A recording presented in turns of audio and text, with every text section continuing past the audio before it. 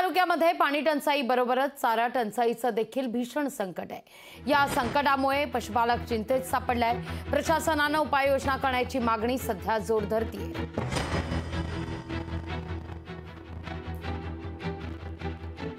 आज परिस्थिती इतकी भीषण झालेली आहे, जनावरांना चारा नाही, जनावरांना पिण्याचं पाणी नाही, जनावरांना सोडा परंतु गावागावातील माणसांना सुद्धा पिण्याचं पाणी नाही। आज अशी परिस्थिती पैठण तालुक्यावर ओढवलेली।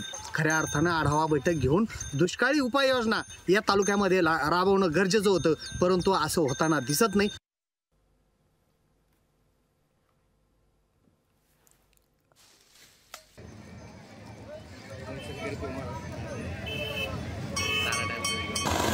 चारा टंचाईच्या संकटामुळे या ठिकाणी बळीराजा विवंचनेत सापडलेला आहे। एकीकडे पाण्याचं भीषण संकट आहे तर दुसरीकडे चारा टंचाई सुद्धा आहे।